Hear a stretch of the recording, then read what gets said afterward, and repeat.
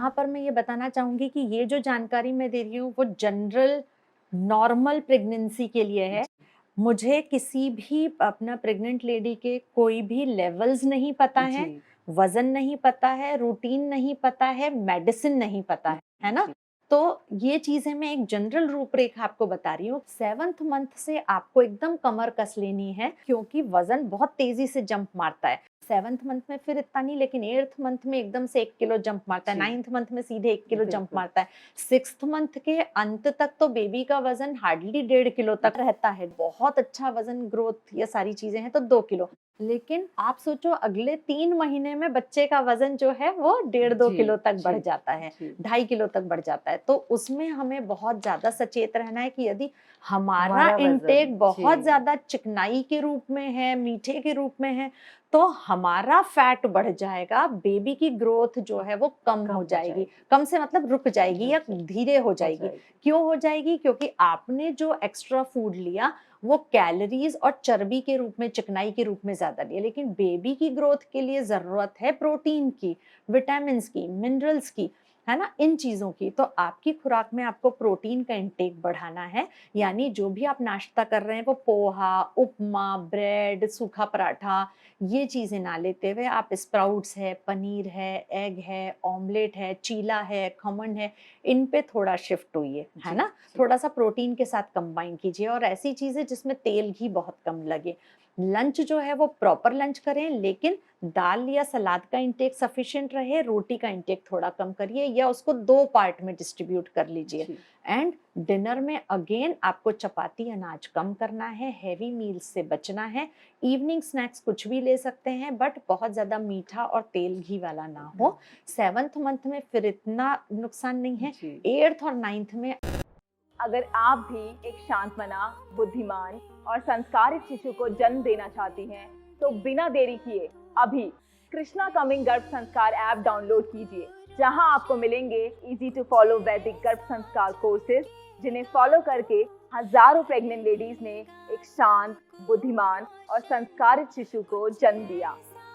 App की link आपको description box में मिल जाएगी। 8th और 9th में आपकी भूख भी बहुत ज़्यादा खुलती है क्योंकि जी। बेबी का वज़न एकदम वज़न से बढ़ता बढ़ता है। है। जी। तो और उसी दौरान गड़बड़ शुरू होती है जी। क्योंकि हम भी 2-2 3-3 किलो बढ़ा लेते हैं। जी। तो बेसिकली आपको एसिडिटी की समस्या भी बढ़ती है, कॉन्स्टिपेशन की भी कॉन्स्टिपेशन। समस्या बढ़ती है। आपको अपना हाइड्रेशन भी मेंटेन करना है। आपको ये भी ध्यान रखना है कि 8th 9th मंथ में बेबी जो है जो है वो तो ग्रो कर ही रहा है, लेकिन आपकी बॉडी में भी फीडिंग के हिसाब से बॉडी जो है वो तैयार होनी शुरू हो जाती है। तो आपको जो लैक्टेशन बढ़ाने वाले जो फूड्स हैं, दलिया है, मेथी दाना है, अजवाइन है, सौंफ है ना? तिल्ली है, जो राजगिरा या अपना चने का आटा, बेसन है या मूँग की दाल है या प्रोटीन वाली चीज़ें हैं, इनका इंटेक बढ़ाना है रादर देन रोटी, गुड़, शक्कर, जूसेस, है ना? इनफैक्ट फ्रूट ले सकते हैं आप 1 से 2 कटोरी, आपको बहुत ज़्यादा जूसेस नहीं लेने हैं, है जी। ना? पराठे वगैरह यदि लेते आए हैं तो वो आप बिल्कुल अवॉइड कर दीजिए उस दौरान। ऊपर से आप घी डाल के कोई चीज़ें ले रहे हैं तो वो आप अवॉइड कर दीजिए। तो 8th मंथ में और 9th मंथ में आपको केवल 2 चीज़ों का ध्यान देना है। पहली चीज़ है कि आपको बहुत हेवी मील्स से बचना है। हेवी मील्स मतलब बहुत ज़्यादा शक्कर, बहुत ज़्यादा तेल और बहुत ज़्यादा क्वांटिटी एक बार में।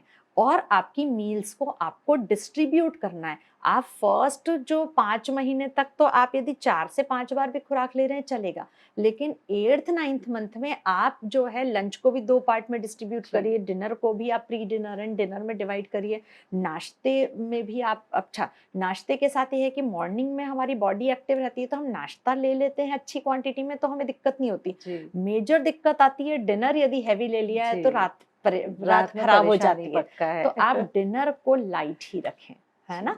तो ये सारे मेरे सुझाव हैं। बेड टाइम दूध और नट्स लेने में कोई दिक्कत नहीं है, वो आप कंटिन्यू कर सकते हैं। यदि वज़न का इश्यू है तो लो फैट मिल्क लेना है, वजन का इश्यू है तो शुगर और गुड़ काम में नहीं लेना है, फीका दूध ही काम में लेना है। तो ये मेरे पूरे 9 मंथ्स के डाइट के मैडम, इंस्ट्रक्शंस बिल्कुल। हैं। दालें सब तरह की जो आपके यहाँ बनती है, जो आपको टेस्ट में पसंद है, आप ले सकते हैं, रिपीट कर सकते हैं। सब्जियां जो आपके घर में बन रही हैं वो आप सब यूज कर सकते हैं। सब्जियों में ऐसा डिस्ट्रीब्यूशन नहीं रहता कि मैं फर्स्ट मंथ में ये सब्जियां खाऊं, सेकंड मंथ में ये वाली सब्जियां नहीं खानी है, ऐसा कुछ भी नहीं है। आप सब तरह की सब्जियां, सब तरह के फल आप थ्रू आउट प्रेगनेंसी खा सकते हैं, एक्सक्लूडिंग पपीता, पाइनएप्पल, पाइनएप्पल छोड़ और जी। मेजरली जो मैंने शुरू से बताया है कि सीजनल फ्रूट्स एंड वेजिटेबल्स, वो आप ले सकते हैं। डाउनलोड करें कृष्णा कमिंग गर्भ संस्कार ऐप और जरूर अटेंड करें प्रोफेसर विपिन जोशी सर की फ्री डेमो क्लास।